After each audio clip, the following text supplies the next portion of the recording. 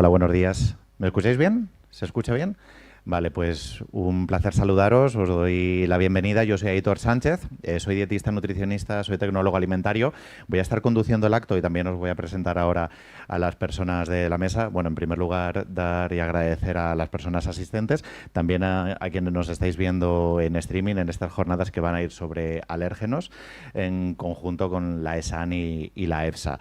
Y obviamente, pues como una de las entidades organizadoras es AESAN y tenemos el placer de estar aquí también en la Facultad de Farmacia, que es un placer. Muchas gracias por acogernos. Os voy a presentar a las dos personas que tenemos en la mesa, que es Ana López Santa Cruz, que es la directora ejecutiva de la AESAN, y también tenemos a Victorio Teruel, que es el subdirector general de la gestión de la seguridad alimentaria. Así que nadie mejor que estas dos personas para inaugurar las jornadas. Muchas gracias. Gracias, Aitor. ¿Se oye bien? Sí, ¿verdad? Pues nada, buenos días a todos y bueno, antes de hablar de la propia jornada en sí, no me puedo resistir a hablar de dos cosas que me hacen especial ilusión en este día y en este evento. Y como ya me conoces, sabes por dónde voy. Uno es estar en mi facultad, donde estudié la carrera, ahora grado para los más jovencillos, y farmacia, que en aquel momento solo se daba farmacia, ahora ya otros grados.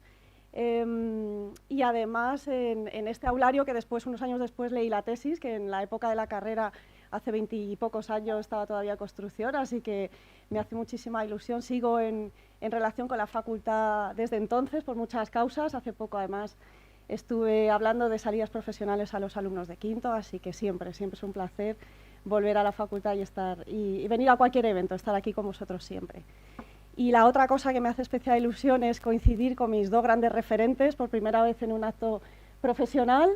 Mis referentes en el ámbito académico, la doctora Montaña Cámara, con la que seguimos colaborando intensamente, sigo personalmente y a nivel profesional, y es un gusto. Y mi referente a nivel profesional en la agencia, Victorio Teruel, y que me llevan acompañando, como digo, prácticamente toda mi carrera profesional y son mi luz y mi inspiración. Así que un gusto coincidir y un regalo de la vida coincidir en un acto público y profesional con los dos, con ambos. Y sin más, vamos a la campaña, a la jornada que aquí nos trae. Y quería, lo primero, dar las gracias a los ponentes por aceptar la invitación de estar aquí, que además es un acto presencial y hoy que es miércoles, así que bueno, sé que tienen muchos actos después y agradezco de verdad el esfuerzo que habéis hecho por estar aquí con nosotros y gracias, por supuesto, a los asistentes presenciales y a aquellos que estáis online también por acompañarnos. Y esta jornada, como decía Aitor, es una jornada sobre alérgenos en el marco de la campaña conjunta AESAN, Agencia Española de Seguridad Alimentaria y Nutrición, y EFSA, Autoridad Europea de Seguridad Alimentaria. Y es que, bueno, los alérgenos alimentarios es un tema que nos preocupa a nivel de salud pública y que preocupa a los consumidores, sobre todo a aquellos colectivos afectados, porque, bueno, influye en su calidad de vida, influye además en una preocupación por la elección de esos alimentos que están en el mercado y que sean adecuados para ellos, para su dieta. Así que ha sido un acierto elegir alérgenos alimentarios como tema de esta campaña conjunta, que como veis ahí el hashtag es Safe2Eat EU, y el objetivo de estas campañas de EFSA, estas campañas conjuntas de la Autoridad Europea con las agencias nacionales de seguridad alimentaria, es informar con rigor a la ciudadanía en temas de seguridad alimentaria y de esa manera dotaros de la información rigurosa para vuestra toma de decisiones diarias en cuanto a alimentos, ¿no? Aquellos que podáis elegir mejor o con mejor criterio, esos alimentos que compráis, que coméis, que disfrutáis diariamente de forma que sea de una forma segura y saludable. Ese es el objetivo. Así que bueno, también es un acierto celebrarla aquí en la facultad, como decía Aitor, de farmacia con los profesionales, futuros profesionales que os estáis formando y que seréis los que en un futuro tendréis que abordar estos temas y buscar soluciones como estamos buscando ahora los profesionales que estamos en esta mesa y todo el mundo, todos los profesionales que no están aquí, pero que también están haciendo grandes esfuerzos por encontrar soluciones a este problema. Así que yo, para terminar, os animo que visitéis la web de la agencia, que tenemos mucha información actualizada, rigurosa, las redes sociales, que nos sigáis. Solamente deciros que la ESAN, la Agencia Española de Seguridad Alimentaria y Nutrición, somos la única institución en España que tenemos competencia en los 3 pilares del análisis de riesgos alimentarios, ¿vale? En evaluación, gestión y comunicación de riesgos alimentarios. Y además somos el punto de enlace con muchas instituciones europeas en este ámbito, en seguridad alimentaria, y concretamente el punto de enlace con EFSA, que es la autoridad que nos trae aquí, con la Autoridad Europea de Seguridad Alimentaria, que es nuestro pilar científico independiente en la Unión Europea y cuyos dictámenes, en cuya información científica, evaluaciones, nos basamos para la toma de decisiones en seguridad alimentaria de cara a proteger a los consumidores de los posibles riesgos que puedan estar en los alimentos. Así que, sin más, daros las gracias también al equipo de comunicación de la agencia, que estamos fomentando mucho este ámbito, el ámbito de la comunicación, con Arantxa a la cabeza, y gracias a la Facultad de Farmacia por acogernos, con la doctora, la decana actual, la doctora Pilar Gómez Serranillos, que no está aquí, hemos cambiado el orden, si lo habéis visto, por un acto mayor con el rector, y será ella quien clausure el acto, así que gracias, con ella representada, gracias a la facultad por acogernos y por la colaboración para este evento, así que esperamos que todos disfrutéis del acto y aprendáis mucho. Muchísimas gracias a todos.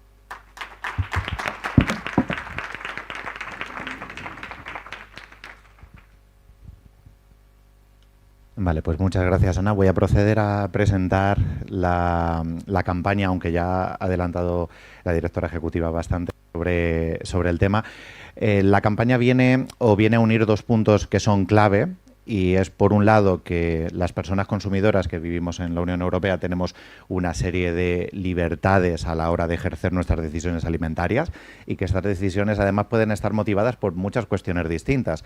Hay gente que a lo mejor cuando quiere hacer la compra va buscando indulgencia, hay otras personas que buscan salud, otras personas que quieren minimizar el impacto ambiental, otras reducir el sufrimiento de los animales. Es decir, la campaña asume que tenemos decisiones complejas a la hora de hacer nuestras elecciones, pero hay una capa que es incuestionable y que no podemos poner nunca ni en duda, y que no es ni mucho menos cuestionable, y es la seguridad alimentaria. Entonces, podemos elegir, tenemos una gran libertad de decisión, tenemos afortunadamente también una industria, un tejido industrial que nos aporta alimentos no solo saludables, sino también seguros, y en colaboración con las instituciones y en colaboración con el tejido empresarial, vivimos en un absoluto privilegio. Vivimos en un privilegio que es poder ir a nuestros centros de compra, a nuestros mercados, a nuestros supermercados, y poder escoger lo que queramos sin preocuparnos si va a ser o no seguro, porque sabemos y tenemos la garantía de vivir en uno de los sitios más garantistas de seguridad alimentaria del mundo.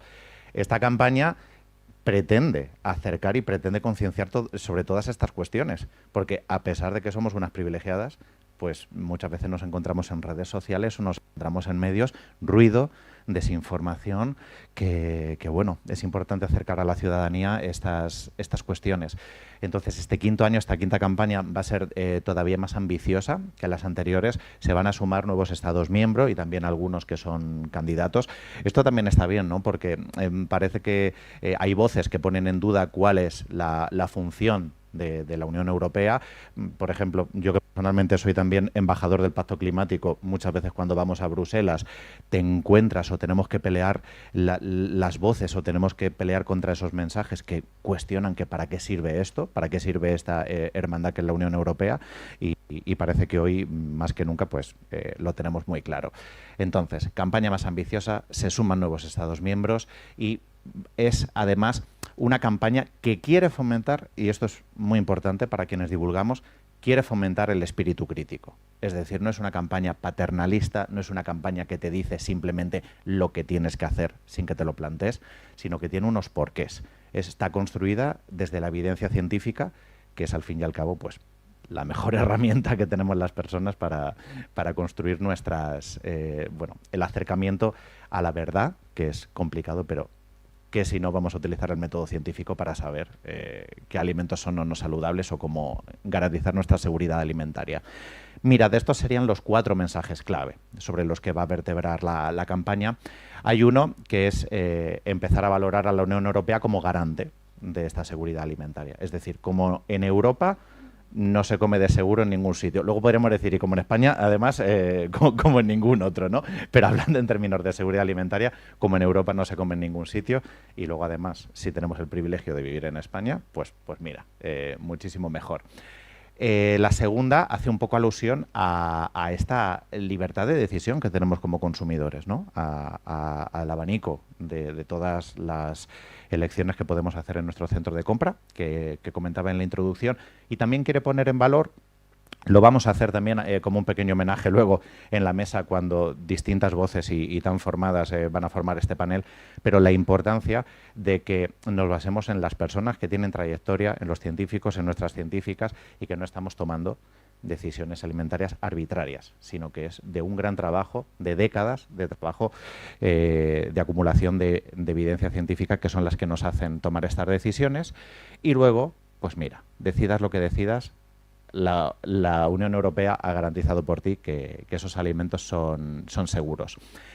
A la hora de conocer mejor qué hay en la comida, hay tres ejes. Va a haber uno que es un poco conocer más la comida en sí misma, conocer más los alimentos, que es la columna que tenéis a la izquierda. Ahí vamos a ver el qué hay dentro de lo que compramos. Hablaremos sobre aditivos, hablaremos sobre los novel foods, hablaremos sobre los alérgenos, que la campaña de hoy es la que está en negrita, y hablaremos también del etiquetado alimentario, que la gente pueda tener esa mayor información cuando va a ejercer. Os pongo un ejemplo de la campaña del año pasado, que era de novel foods o alimentos novedosos que a veces no sabemos muy bien. Pues una de mis contribuciones a la campaña fue explicar, oye, ¿por qué las semillas de chía, que nos suenan tanto, sí que están autorizadas en la seguridad alimentaria, en la Unión Europea, perdón, pero otros alimentos, a pesar de que a veces enseñamos las nutricionistas, pues el alga cochayuyo que se toma en Chile, pero no está autorizado en la Unión Europea? Bueno, contarlo y de una manera amable, pues permite que la gente con un vídeo en redes sociales comprenda, valore y pueda también asimilar los procedimientos tan tenemos de seguridad alimentaria en la Unión Europea. Luego, la comida y salud, la parte más nutricional, la parte más relacionada también con la dietética. Habrá contenidos, y los hay en web, también, como ha dicho muy bien Ana, que nos facilitan muchísimo la vida a las profesiones sanitarias. Es, la verdad, pues de agradecer que, sobre todo quienes trabajamos en consulta o quienes nos dirigimos muchas veces a grupos de población, tengamos información accesible, con una apariencia también agradable para quien la está recibiendo, que no parece una web institucional aburrida y antigua, y creo que la campaña también es muy fresca cuando vamos a acercar temas de salud. Ya sabemos también que por los movimientos en redes, muchas veces los consumidores no acuden a las fuentes institucionales, y que AESAN ponga esas herramientas en nuestra mano que nos permita a todas las profesiones sanitarias el poder contarlo mejor a nuestros pacientes, a nuestros seguidores, en nuestras intervenciones comunitarias, en nuestras farmacias. Todo eso, pues, se agradece y lo pone muy fácil. Así que gracias a AESAN desde este punto de vista. Y ya por último, la parte que sí que tiene más responsabilidad el consumidor, ¿no? La manipulación de alimentos, el cómo hacerlo de una manera segura en casa, las típicas dudas de cómo hay que conservar los alimentos, cómo los tengo que guardar, qué cosas son de riesgo, qué buenas prácticas y qué malas prácticas tenemos a la hora de poder ejecutarlo. Estos serían los tres pilares sobre los que ya hay información en la web, sobre los que también veremos voces que se sumarán en redes sociales, y queremos hacer llegar a las distintas audiencias. Esto se hace mucho en el mundo de la comunicación, que estáis viendo en pantalla. Hay como tres perfiles o tres personas clave con distintas inquietudes, con distintos backgrounds, ¿no? Pues los tres perfiles hacia los que queremos ir sería un perfil joven, causal, estudiante o que se inicia en el mundo laboral. Aquí está representado como Chloe, que es pues una persona joven que tiene preocupaciones del presente, que ahora mismo sus drivers de consumo seguramente sean precio, pero también un poco el sabor, con esa inmediatez. Pero no hay que olvidar también que este perfil muchas veces busca sensibilidades como la sostenibilidad, sensibilidades con la preocupación de la salud y también el impacto que le generamos a otros seres, que otras generaciones jóvenes quizás no lo teníamos tanto en el pasado. Eso es uno de los perfiles, hay que llegar a la gente joven.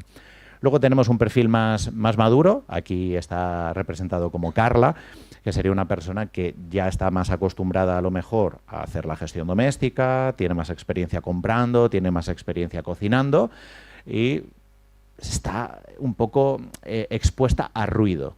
Le está llegando algo por Telegram, algo por WhatsApp, algo por YouTube, enchufa X y ve mensajes contradictorios y necesita un poco de abrigo, un poco de una guía que también le diga cuáles serían los pasos que sí que están evidenciados. Este perfil vamos a intentar llegar en la campaña. Y luego, digamos, un tercer tipo de persona que ya estaría sumido en una vorágine profesional, no tiene mucho tiempo quizás para dedicarle a informarse. En este caso se ha representado como Isaac y es consciente de que necesitamos seguridad alimentaria y es consciente de que se le garantiza, sabe que parte es su responsabilidad, pero necesita un poco una guía también clara porque valora mucho el tiempo y valora el no dar rodeos, porque si alguien se lo hace de manera eficiente, y en este caso San, lo va a agradecer mucho. ¿Os sentís más o menos identificados e interpelados por uno de estos perfiles? Sí. Lo importante del perfil no son los rangos de edad, es lo que construye al perfil. Yo siempre seré Chloe y me sentiré que tengo entre 18 y 24 años. Da igual lo que diga que sí. Sí. El perfil lo marcamos por las inquietudes. Y como decía anteriormente, la idea es concienciar, generar espíritu, intentar llegar a estos perfiles de una manera rigurosa. Y aquí tenéis pues una de las primeras creatividades, de los primeros artes. Algunos de ellos ya se pueden encontrar en la página web. Y como veis, hay como dos mensajes que subyacen. El de arriba, ¿no? Estos mensajes que son distintos momentos de compra, distintos momentos de consumo. Estamos viendo pues alguien escogiendo snacks más actuales, ¿no? Del día a día, unos crudites con hummus o típico porridge de avena, un edam snack. Es decir, tú tienes tus elecciones, ¿no? Ya sea una delicatessen, un snack, tu aumento de prote vegetal, arriba tenemos la parte de elección y luego está la garantía de abajo. La garantía de que en Europa, AESAN, EFSA, garantizan de escoja lo que escojas, tú quieras tomarte un edamame o tú quieras hacer una barbacoa porque toca y ya hace más calor y quieres hacer un fin de semana. Lo importante es que tienes seguridad alimentaria. Este es el binomio de la campaña y todo va a intentar versar sobre ello. Esperamos que os haya gustado, esperamos que resuene la campaña con las personas que estáis aquí, con las personas que están en casa y que, bueno, cuando veáis en redes sociales o veáis en las páginas web alrededor del hashtag, ¿no? que decía Ana aquí al inicio, Save You, Eat You, ¿no? Con ese juego también, pues lo más importante es eso, que podemos comer y todo es safe to eat, es seguro poder comer todos los alimentos en la Unión Europea.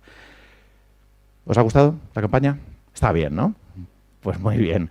Ahora vamos a continuar el evento con una parte un poco más reflexiva y evaluativa. Le voy a volver a dar paso a Victorio Teruel.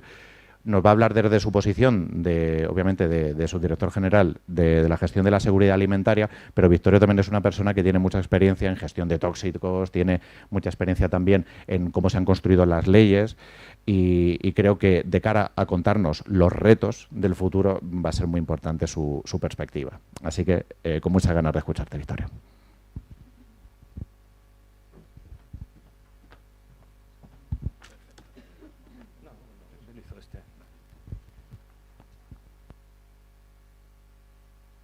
Perfecto. Bueno, pues muchísimas gracias, Aitor. La campaña, la verdad es que tiene muy buena pinta y espero que al público le guste, que es lo importante. Bueno, lo que vamos a hablar ahora a continuación es sobre los logros y desafíos en la gestión de las alergias alimentarias, porque es verdad que haciendo un repaso del camino se ha conseguido mucho, pero es verdad que todavía queda mucho por hacer y eso es lo que aquí en un cuarto de hora pues os voy a comentar.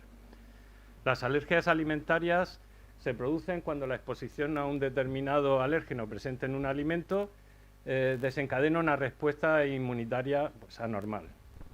El organismo realmente identifica ese alérgeno, en el caso de las personas con alergias, identifica ese alérgeno como una amenaza y para defenderse de ella pues desencadena un proceso inflamatorio que realmente lo que puede producirse rápidamente o bien producirse a lo largo de un tiempo, de varias horas, y su efecto puede ser desde leve a grave.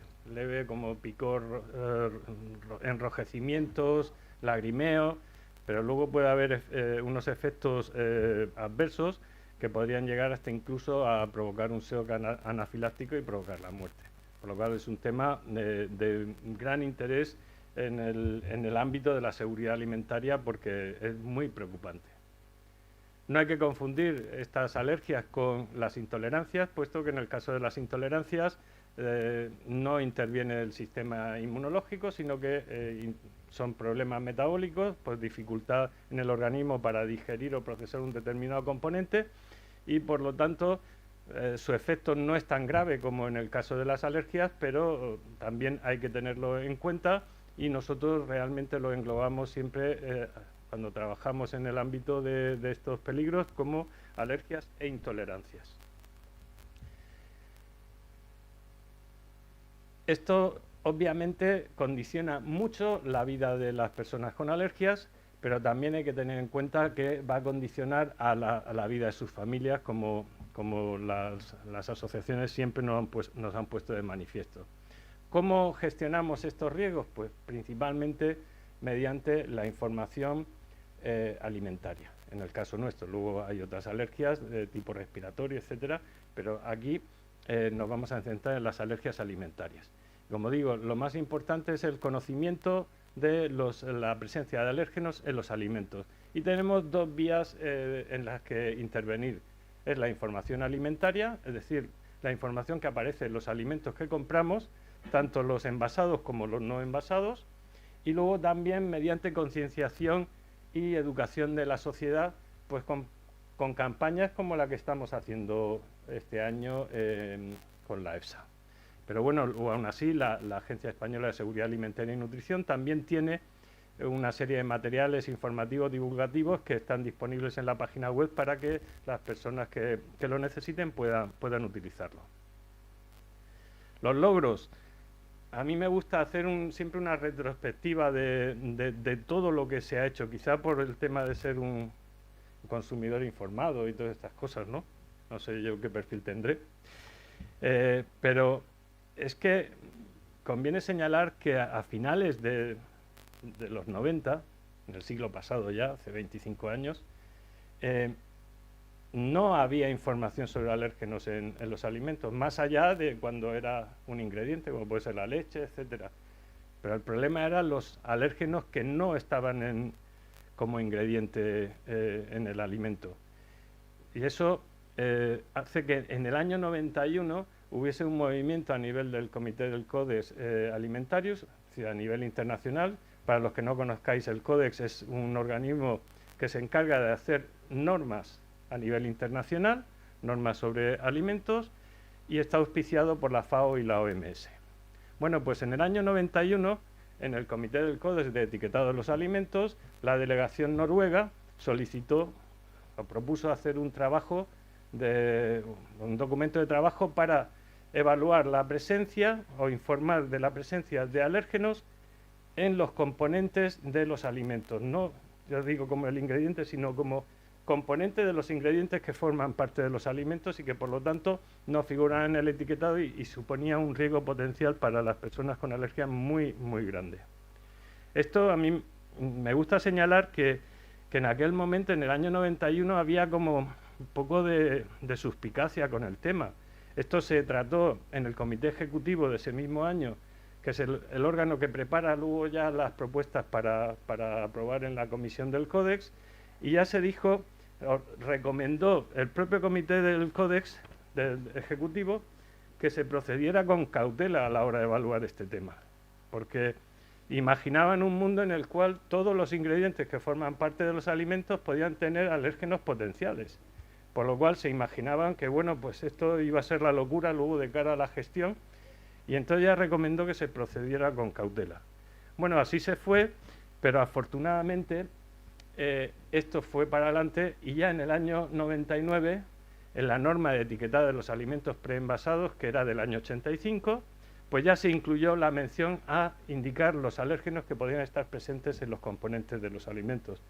Parece, bueno, como se diría en el símil de la conquista de la Luna, un pequeño paso para el hombre, pero un gran paso, en este caso, para las personas alérgicas. Como digo, esto ya se incluyó en el año 99, y luego en el Códex hemos seguido trabajando y seguimos trabajando actualmente, y concretamente en el año 2020 se incluyó un código, o se aprobó un código de prácticas para la gestión de alérgenos por parte de los operadores de las empresas alimentarias. Lo que se pretende es que sobre todo los recipientes, los medios de producción de los alimentos que sean potencialmente alérgenos, es decir, los medios, equipos, medios de transporte, recipientes que puedan contener estos alérgenos, no se pueden utilizar para la producción de otros que no sean alérgenos, para evitar precisamente esa contaminación que se pueda producir. Esto parece así dicho que es muy sencillo y tal, pero bueno, tenéis que pensar en una cosechadora de cereal, que luego, claro, esas cosechadoras luego pueden ir a cosechar lentejas. Y entonces te puedes encontrar presencia de trigo, cebada, centeno en las lentejas. Y entonces ahí efectivamente el código de prácticas lo que pretende es que si esta maquinaria, que lógicamente no puede haber maquinaria específica para cosechar lentejas, pues hay que compartirla con otros, exige que haya procedimientos de limpieza de cara a garantizar que luego no se contamine el alimento con el alérgeno. Eso, como digo, no es fácil. A nivel europeo, que es la caja que tenemos en medio, la primera referencia que tenemos es la Directiva 2013, que es de información al consumidor, que ya incluye la norma de etiquetado de los alimentos envasados, incluye las referencias a los alérgenos que se habían hecho en el Códex. Posteriormente, en el Reglamento 852 de 2004 sobre higiene de los alimentos, se introduce el concepto del análisis de peligros y puntos críticos de control, de manera que las empresas tienen que crear, aplicar y mantener estos sistemas de APPCC, de manera que se permita detectar cualquier peligro que deba evitarse, eliminarse o reducirse a niveles aceptables. Esto es muy importante porque de cara a la gestión de los alérgenos es la base. Es decir, los alérgenos es claro un peligro que hay que considerar y que tener en cuenta en el APPCC, y las empresas tienen que hacer lo humanamente posible para reducir este peligro, esta concentración del alérgeno a niveles aceptables. Ahora veremos toda la evolución que tenemos y que vamos a tener. Y luego ya llegamos en el año 2011 al Reglamento de Información al Consumidor, al 1169, que introduce cambios importantes a la directiva anterior. La directiva anterior obligaba a indicar el alérgeno, pues bien, el reglamento ya lo obliga a destacar, a que figure la referencia al alérgeno de manera destacada. También establece que hay que informar sobre los alimentos que no estén envasados, puesto que esos no llevan el etiquetado. Entonces dista una serie de condiciones, y luego también muy relevante, que es con lo que estamos trabajando ahora, establece que como información voluntaria se puede incluir el etiquetado precautorio de alérgenos. También dice en el año 2011 que la comisión desarrollará esto de manera conveniente. Estamos en el 25, pues ahí seguimos, ¿eh? Es un tema que, bueno, se ha avanzado, pero ahora veremos. Luego, a nivel nacional, bueno, pues tenemos la norma que en su día incorporó la directiva anterior, que ya está derogada, pero bueno, que fue una referencia a nivel nacional. Y luego importante el decreto de 2015, el 126, que desarrolla el aspecto que regulaba el reglamento de información al consumidor para los alimentos no envasados, que en España pues decidimos utilizar la opción de digamos, incluir referencias normativas. A pesar de todo este largo camino que hemos recorrido en estos 26 años o más de 26 años desde que se empezó a trabajar esto en el Codex, el camino todavía es muy largo y hay importantes desafíos que requieren nuestra atención y que estamos trabajando. Y esto, pues como ya lo he anunciado en la diapositiva anterior, es el etiquetado precautorio de alérgenos, que es una cosa que hay que regular ya de una vez por todas a nivel de la Comisión Europea. No podemos estar regulando a nivel nacional, sino que tiene que ser de una manera conjunta. ¿Qué ocurre con este etiquetado precautorio de alimentos? Bueno, para el que no lo conozca, el etiquetado precautorio es el puede contener leche, trigo, etcétera.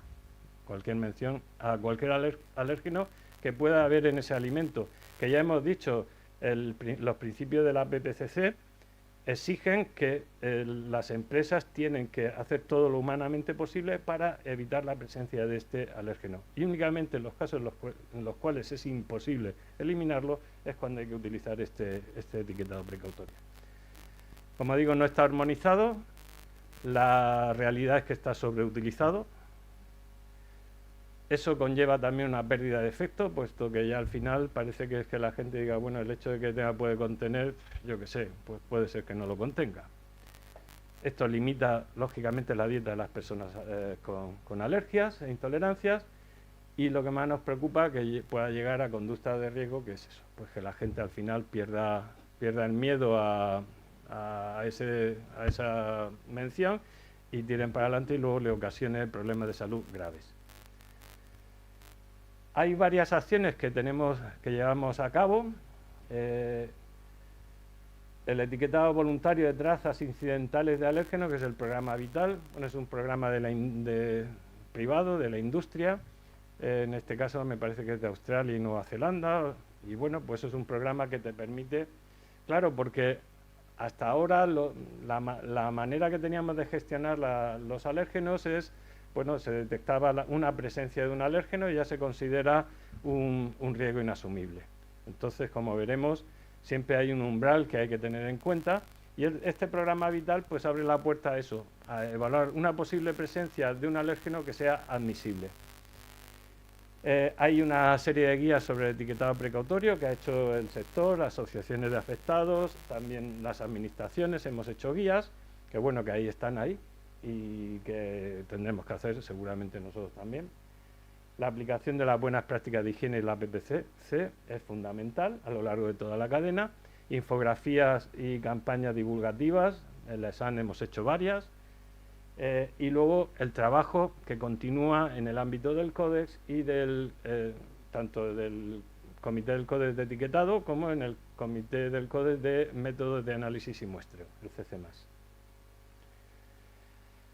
Entonces me voy a centrar ahora en los trabajos que se han desarrollado recientemente en el Códex, concretamente en la consulta ad hoc conjunta de la FAO-OMS sobre evaluación de riesgos de alérgenos alimentarios, que empezó en el año 23 y terminó, perdón, en el 20 y terminó en el 23, y que ha dado estos 5 documentos con la lista de alérgenos prioritarios, los valores umbrales, el etiquetado precautorio, las excepciones y la lista de los valores umbrales de otros alérgenos. Son 5 materiales muy interesantes y nos vamos a centrar en el segundo y en el tercero, que son los que más relevancia tienen de cara a la gestión de los alérgenos. Entonces, rápidamente, sin entrar en mucho detalle, decir que el objetivo de esta revisión de establecimiento de límites en los niveles de alérgenos prioritarios se hace con el objetivo de minimizar la probabilidad de cualquier respuesta alérgica objetiva clínicamente relevante. Lo que se pretende es que el nivel que se establezca como umbral de seguridad sea lo más bajo posible, teniendo en cuenta el efecto que puede provocar sobre las personas con alergias. Entonces, con esto, el CODES lo que ha hecho es establecer lo que llaman la dosis de provocación, las siglas en inglés ED, que es la dosis que se predice que desencadenará un efecto, una reacción en un porcentaje de la población alérgica. Y había dos umbrales, dos niveles que se tuvieron en cuenta, que es que afecte al 5% de la población alérgica o que afecte al 1%. Claro, desde el punto de vista de seguridad, lo más lógico es irte al 1%. Pero ocurre que la diferencia entre esta dosis de provocación entre el 5 y el 1 son muy importantes en cuanto a niveles.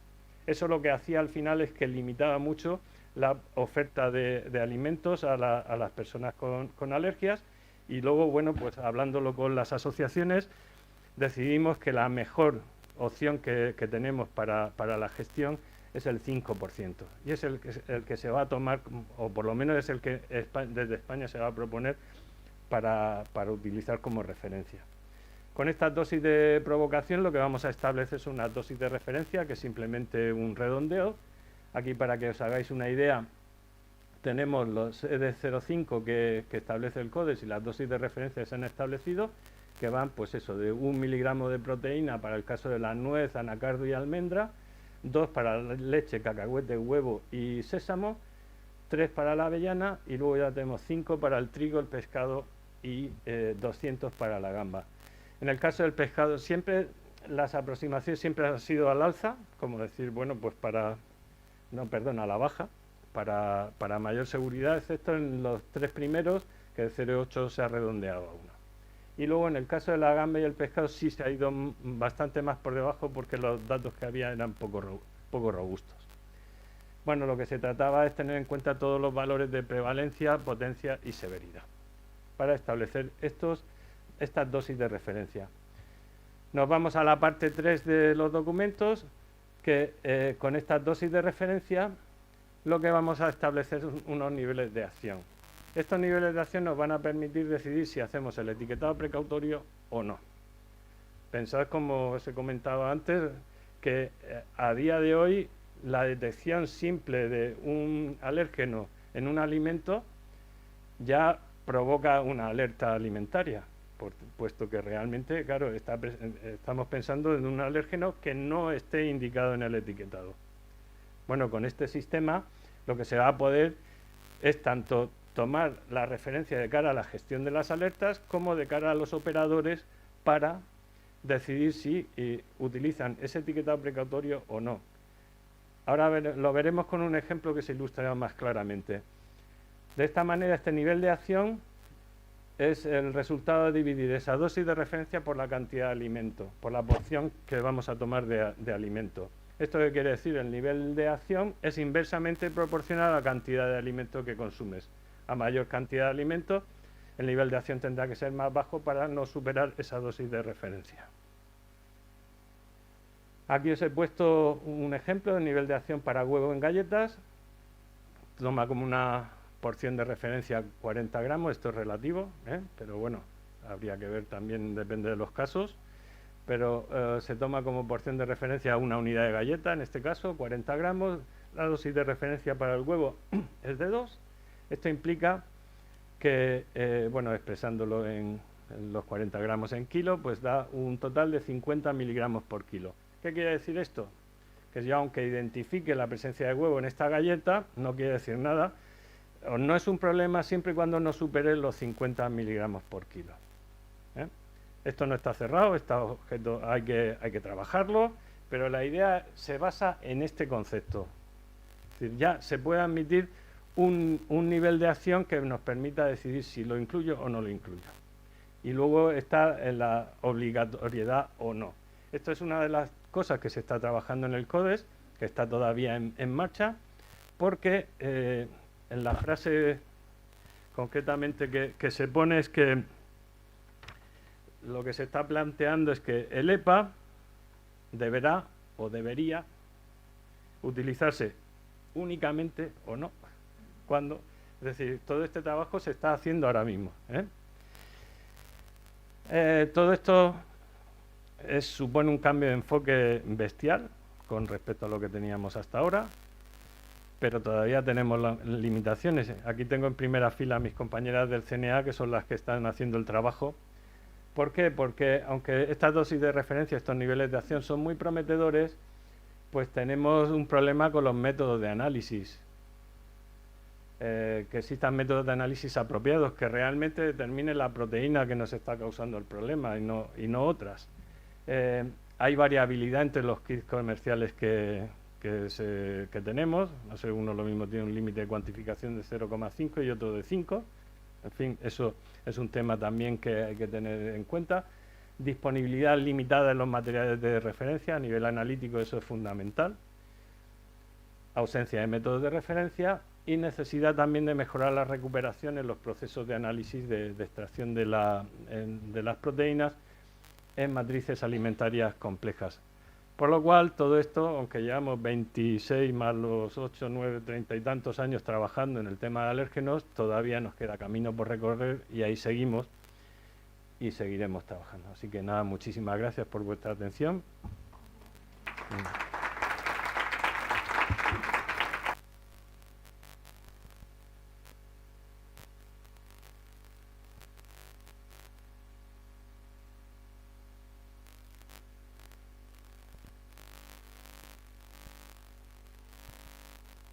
Vale, pues muchas gracias, Victoria, por arrojar luz en un tema tan necesario. Parece que, bueno, algunos procesos, como has dicho, son lentos, pero tenemos esperanza y viéndolo con trayectoria siempre se han mejorado y vamos hacia eso. Así que muchas gracias. Vamos a hacer cambio de mesa ahora porque va a empezar el panel. Entonces, voy a ser la persona que lo modere, estaré en el centro y como no tenemos carteles, pero para que en casa le pongáis también cara a las personas participantes. Te dejamos, Aitor. Gracias. Nos llevamos al agua y coges. Sí, sí. Muchas gracias.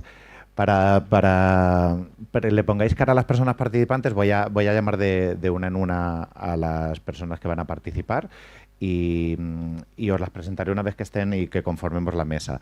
Entonces, en primer lugar, que venga pues María de la Montaña Cámara, luego Irene Gadea, por favor, Araceli Díaz, Enrico Frabetti y Ángel Sánchez. Lo que queráis. ¿Tú quieres que me quede fuera? Venga. Yo me quedo fuera. Parece bien, pero entonces...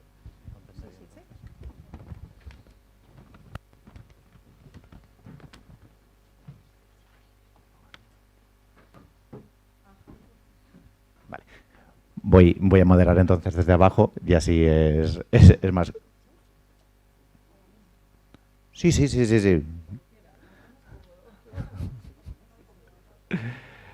Vale, modero desde aquí abajo. Estas son las 5 personas que van a conformar la mesa.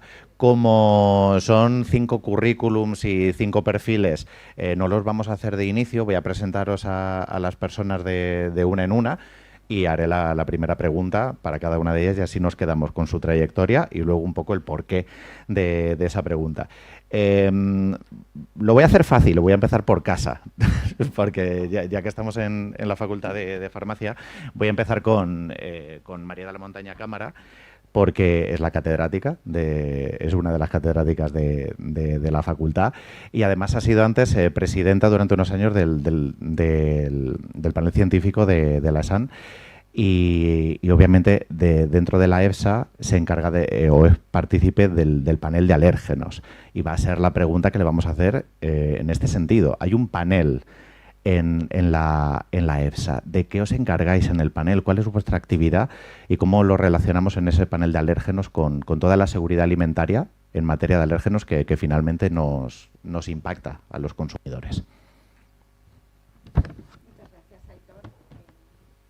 La presentación y la pregunta. Bueno, como soy la primera persona de la casa en tomar la palabra, aunque luego clausurará nuestra decana, no puedo dejar de responder, aunque sea muy brevemente, a las más que amables palabras de nuestra directora ejecutiva. Para cualquier docente es una grandísima satisfacción que sus alumnos, en este caso una alumna muy aventajada, pues llegue a este desarrollo profesional tan estupendo como es en el caso de Ana López Santa Cruz, alumna de esta facultad, a dirigir la tesis, y que sigamos compartiendo experiencias personales y profesionales.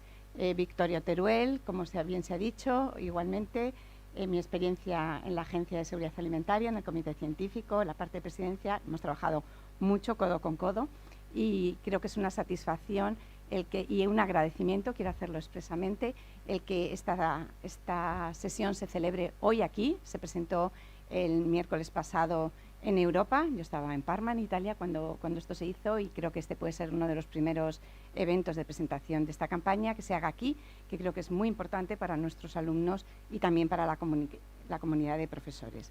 La pregunta concreta, ¿qué hacemos?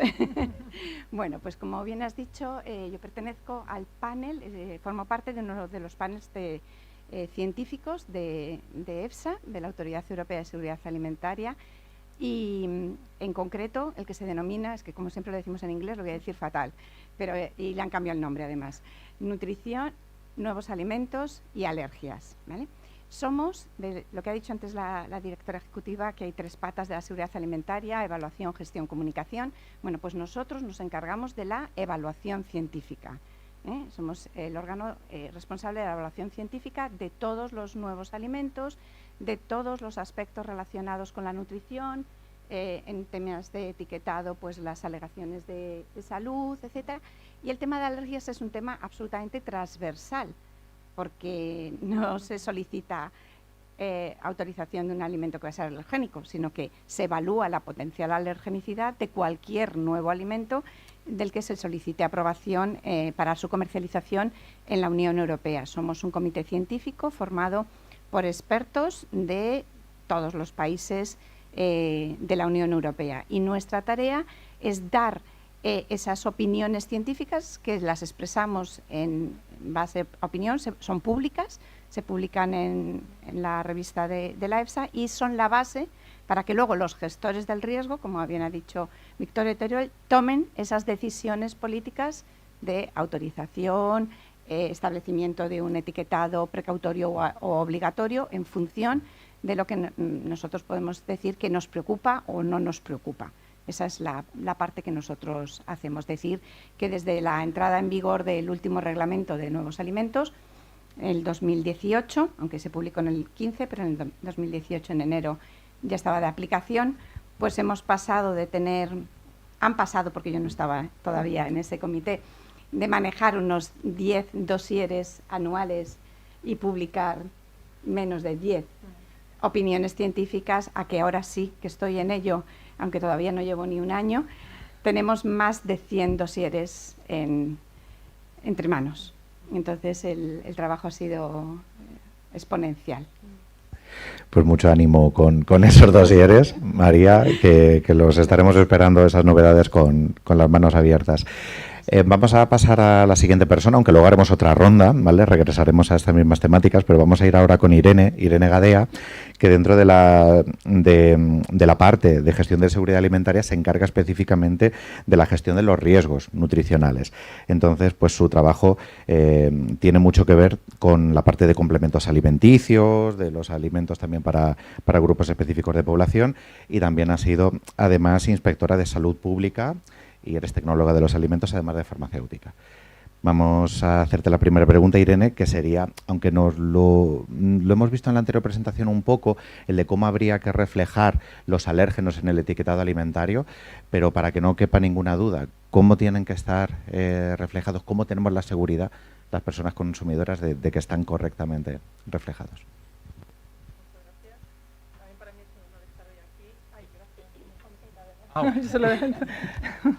Gracias. Sí, para mí es un honor también estar hoy aquí, porque yo también estudié en esta facultad, entonces ha sido revivir ahí la experiencia del caminito desde el metro hasta aquí. Bueno, pues respondiendo a la pregunta, a mí en esto lo que quiero destacar es que en la Unión Europea el criterio que tenemos es que lo que hay que informar siempre es la presencia de alérgeno alimentario en el etiquetado del alimento envasado. ¿Por qué queremos que sea así? Además, queremos que se haga siempre de una única manera, que siempre se informe de la presencia en la lista de ingredientes, destacando si está presente un ingrediente con uno de los alérgenos alimentarios que están regulados como declaración obligatoria en el anexo del Reglamento de Información Alimentaria al Consumidor que nos comentaba antes Víctor. La forma de destacarlo sí que es más libre, puedes elegir si ponerlo en negrita con otra fuente, otro tamaño de letra, mayúsculas, etcétera. Pero siempre queremos que esté recogido en la lista de ingredientes. ¿Por qué ahí y no en un recuadro aparte destacando contiene o repitiendo la información de los alérgenos o diciendo no contiene? Queremos que siempre se proporcione de la misma manera para que sea inequívoco, para que el consumidor vulnerable, el consumidor que tiene esta sensibilidad a alérgenos alimentarios, sepa siempre cómo va a encontrar la información que le interesa en el etiquetado de los alimentos. Fantástico y súper importante esa parte de homogeneizar y no disgregar dentro del etiquetado porque podría causar ciertas confusiones. Pues muchas gracias, Irene. Vamos con Araceli Díaz, que va a ser la tercera persona que intervenga. Ella es miembro del Comité Científico de la ESAN y también es catedrática y docente en otra universidad, en este caso en la Politécnica de Madrid. Y su perfil es súper completo en la parte de investigación, especialmente, que es investigadora en el Centro de Biotecnología y Genómica de Plantas, y su carrera profesional está muy ligada a la seguridad alimentaria y a la biotecnología vegetal, que tenéis mucha actividad en vuestro grupo de investigación sobre alergias.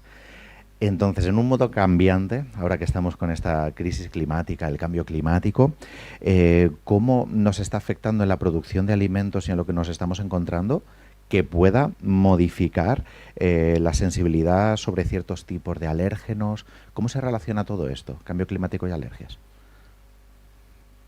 Vale. Me alegro que hagas esa pregunta porque desde la ESAN acabamos de publicar un informe sobre esto. A ver, ya siendo serios, obviamente el cambio climático afecta a cualquier nivel y hay un nivel, podemos relacionarlo de forma directa. El cambio climático está aumentando el porcentaje de días de la estación polínica, hay más polen. Además, evidentemente, el CO2, la emisión de CO2 está directamente relacionada con la cantidad de polen y la cantidad de alergeno que tiene este polen. Y también lo podemos hacer con los alimentos. Se sabe que, sobre todo los alimentos vegetales, en ambientes más contaminados producen más alergenos. Los alergenos vegetales especialmente son proteínas de defensa. O sea, la planta se defiende frente a estrés abiótico de insectos, sobre todo, pero también frente a sequías y frente al calentamiento. Por tanto, sí que hemos visto evidencia científica que hay una relación directa, como estoy comentando ahora, y también indirecta. Obviamente, los niveles de contaminación favorece que nosotros tengamos un perfil respiratorio más inflamatorio y, por lo tanto, tenemos mayor predisposición. Y, de hecho, hay una relación entre el aumento de las prevalencias de las enfermedades inflamatorias en general y en particular de la alergia alimentaria y desde los años 50 y las emisiones y el calentamiento global. Por tanto, sí que hay evidencias. ¿Y qué se puede hacer? Que esta es otra cosa. Pues lo que se puede hacer es un consumo responsable frente a todos los niveles. Es decir, que pues cambiar nuestro consumo de los combustibles fósiles, pero también es verdad que pues eso, aprovechar los días para intentar contaminar menos y comer una dieta variada, sin ningún otro tipo. Y nada. Totalmente. Muchas gracias. Y además que la alimentación juega mucho papel en la sostenibilidad del planeta. Sí, que ahora veremos. Una de las mayores huellas que generamos. Vamos a irnos a otro de los partners importantes que tenemos, que es el caso de la industria, con Enrico Ferabetti, que desde 2015 es el director de la política alimentaria dentro de FIAB, de la Federación de las Industrias de Alimentos y Bebidas. También tienes mucha experiencia en relaciones internacionales, en relaciones comerciales, entonces también el tejido de la parte comercial y el tejido también consultivo, tu labor consultiva que haces también sobre productos agrícolas, pues impacta en las normativas que hacemos en Europa. Vamos a trasladarlo a qué reto, bajo tu punto de vista, tenéis en la industria de cara a hacer la declaración de los alérgenos. ¿Qué problemáticas estáis haciendo? ¿Cómo veis el horizonte? Perfecto, gracias. Bueno, lo primero, buenos días. Gracias por la invitación a la ESAN, también a la Facultad de veterinaria de la Complutense, de farmacia, perdón. Bueno, como no soy exalumno, por eso me equivoqué. Yo estudié en Italia, al ser italiano. Y bueno, y también recalcar un poco lo que acaba de decir Aitor. Yo creo que es importante escenificar que somos una cadena, es decir, hay una parte, evidentemente, de las autoridades que garantizan la seguridad, pero la seguridad alimentaria es una responsabilidad de todos los actores, desde la producción primaria, el transporte, hasta los consumidores, ¿no? Así que creo que es importante que estemos aquí todos hoy y también felicitarnos a todos en este sistema en el que vivimos de seguridad alimentaria, porque simplemente a mí me gusta mucho hacer cálculos, hacer números. Entonces, pensando que más o menos comemos en media unas 3 veces al día, todos, hay quien más, quien menos, y en España somos aproximadamente unos 48 millones de personas, pues estamos hablando de más de 140 millones de ocasiones de consumos diarias. No, ya si la multiplicáis por 365 da un número muy grande, pero si nos centramos a diario y pensamos las incidencias que puede haber de seguridad alimentaria, nos da un número que es un 0,000, hay muchos ceros, con lo cual es decir que creo que tenemos realmente un sistema que funciona muy bien, pero no funciona muy bien. No es una casualidad, quiero decir, sabiendo que por un lado el riesgo cero no existe, o sea, siempre puede pasar algo, pero hay muchas personas involucradas en que esto funcione, desde la administración pública, a nivel central, autonómico, local, en las empresas y en toda la cadena. Así que yo creo que es importante recordarlo y que quien también nos sigue desde casa, a lo mejor tiene menos experiencia, no lo conoce, bueno, entienda que sí, que puede estar tranquilo. Ahora, contestando un poco a la pregunta, bueno, retos como industria nos enfrentamos muchos, intentando resumir en 3 grandes áreas, por así decirlo. Una parte más científica, creo que se ha tratado por parte de Victorio en los trabajos del Códex, ¿no? Este establecimiento de dosis de referencia. Aquí el reto para nosotros sería poder acelerar un poco esos trabajos, porque pensamos que son realmente muy necesarios. En la parte de gestión de las alertas, por un lado, el reto de los métodos analíticos, que también ya se ha mencionado, y siempre dentro de esta pata de gestión de alertas, también la sensibilidad, yo creo, que quizás se está empezando a ver en los controles, ¿no? De poder asumir un enfoque un poco más caso por caso, es decir, vamos a hacer una evaluación de riesgo para ver efectivamente si es necesario hacer bloquear productos o incluso recuperarlo, y que sea realmente el último recurso, entre otras cosas, porque todo lo que se pueda comer y sea seguro se tiene que poder vender para evitar también desperdicio alimentario y gastar recursos que sería necesario tirar.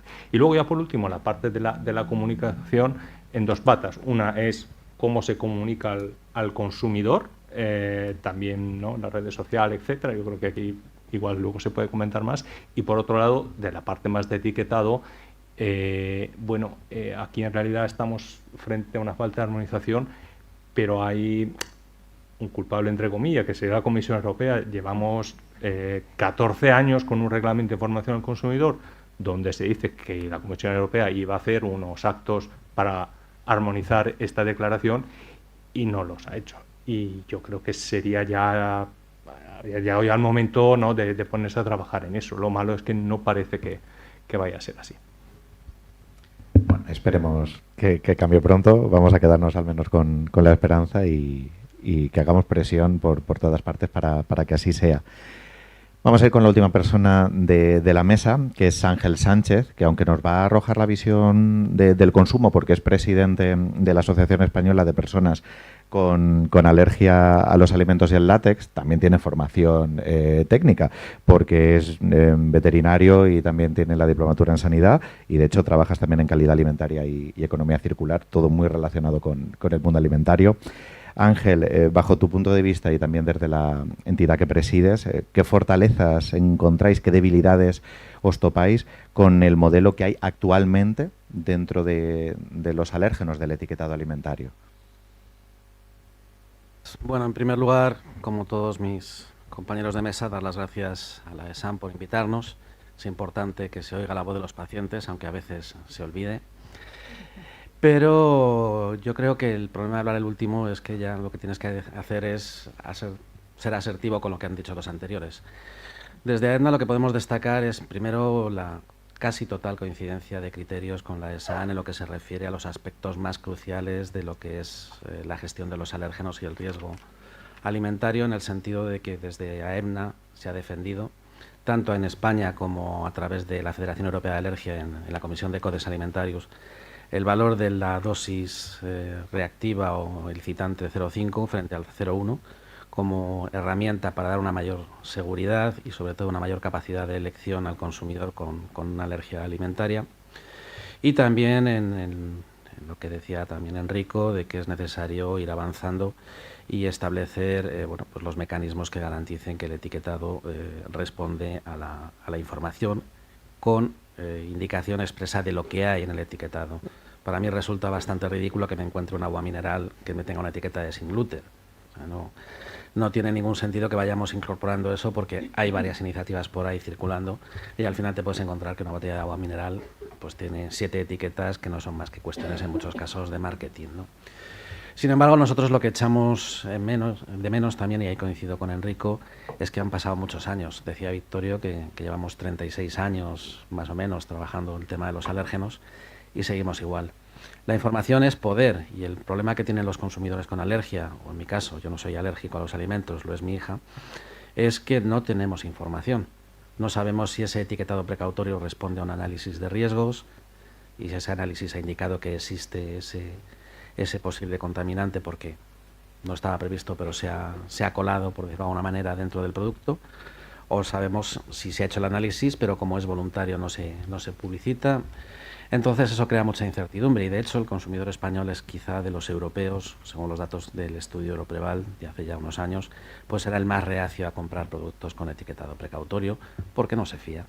En ese sentido, para nosotros es importante que en España se planteara un modelo similar al holandés, donde el etiquetado precautorio ya es obligatorio, entrará en vigor a partir del 1 de enero del 26, siguiendo una serie de criterios, evidentemente, que den una garantía a la industria, que es un partner fundamental para nosotros, no solo la administración, sino también la industria, que es quien debe implementar estas políticas de seguridad alimentaria, para hacerlo de una manera ordenada y razonable. Como decía Enrico, el riesgo cero no existe, y para nosotros lo importante es que la información que recibamos sea real y responda a las necesidades de los consumidores alérgicos.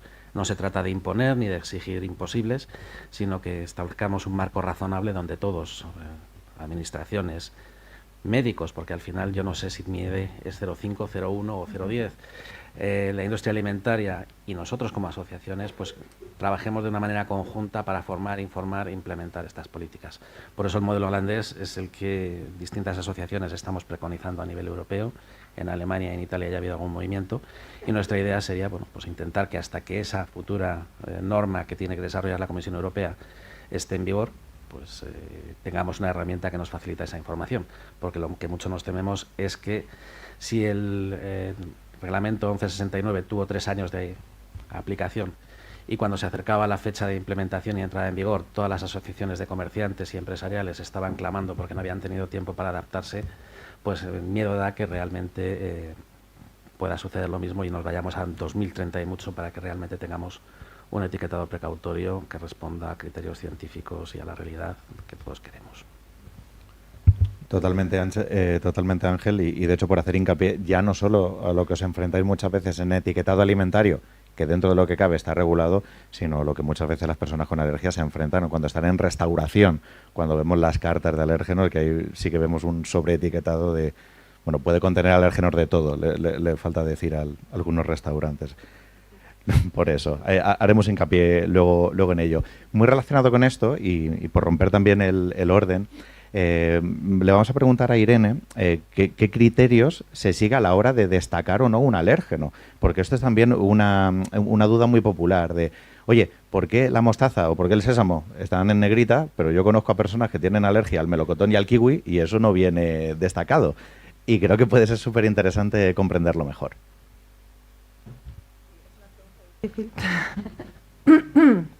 Pero bueno, intentamos ahí darle respuesta. Estos alérgenos vienen, como ya nos ha contado antes Victorio en su presentación, vienen desde el Codes Alimentarios, ¿vale? Son los trabajos que se hicieron allí. Y los que se trasladan al reglamento, los que se recogen en la legislación de la Unión Europea, es en base a la prevalencia de personas alérgicas en la Unión Europea a esos alérgenos. Los casos solo se han incluido los alérgenos donde hay más prevalencia, ¿vale? Ahora en Codex están revisando estos alérgenos prioritarios de declaración obligatoria.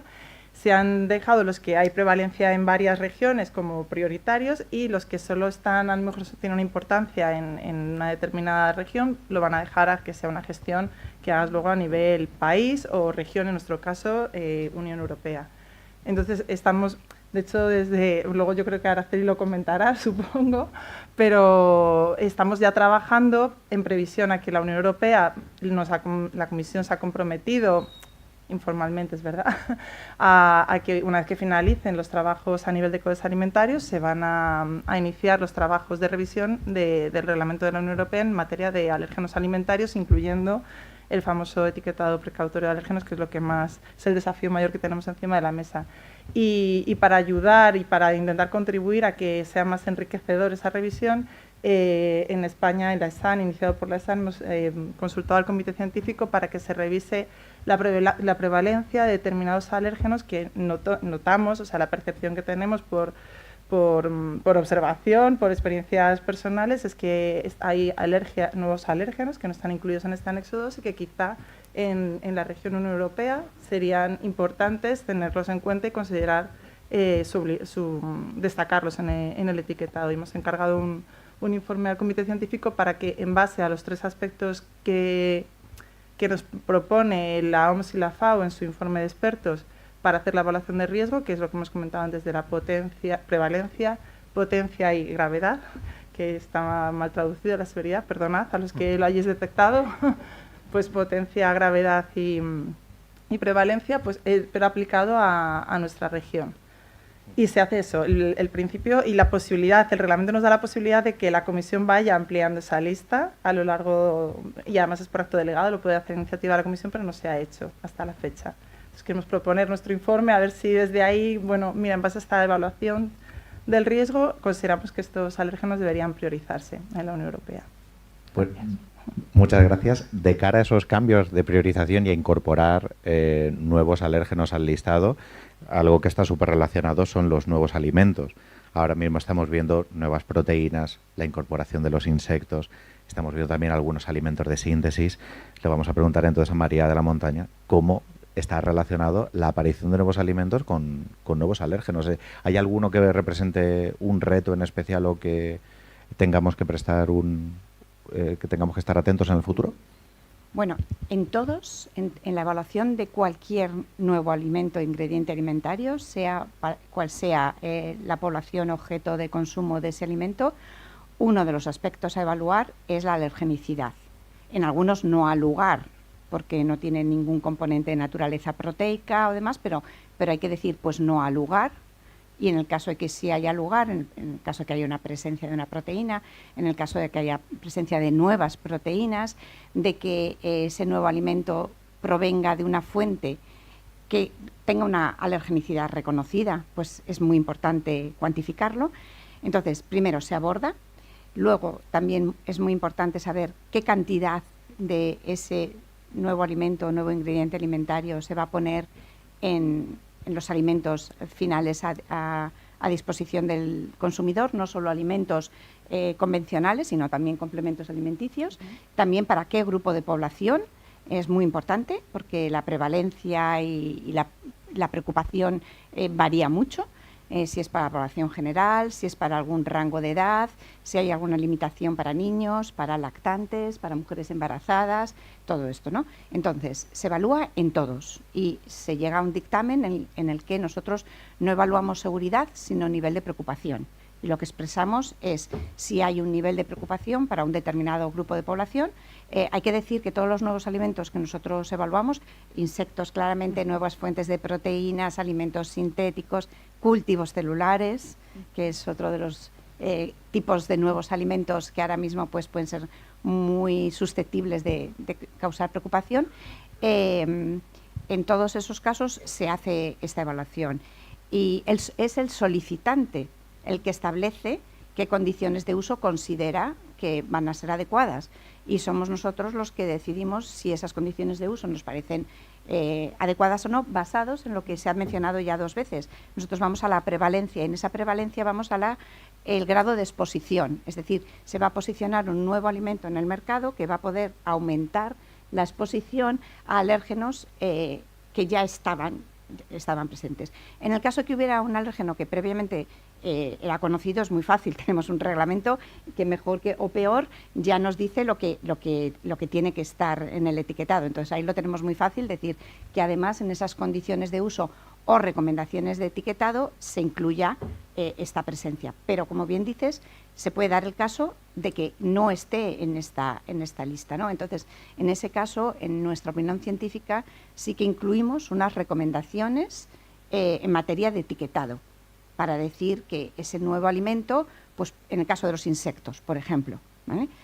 No todos los insectos son nuevos alimentos, punto número 1, pero en el caso de los que sean, sí que se ha visto, bueno, pues que en algunos pues puede haber sensibilidad, las personas que tengan sensibilidad, por ejemplo, a crustáceos, algunos otros tipos de alergias, pues pueden ser más sensibles. Entonces, recomendamos que eso se indique en el etiquetado. Es luego la comisión, en base a esa opinión científica, si al final, en el documento de autorización del nuevo alimento, especifica las mismas condiciones de uso que en la opinión científica se han indicado y si obliga también a que, en el caso de comercializarse ese nuevo alimento, se incluya esa especificación en el etiquetado, que puede coincidir con el reglamento. Nunca será un precautorio, en este caso, si se autoriza, será un obligatorio. Genial, muchas gracias por aclararlo, María.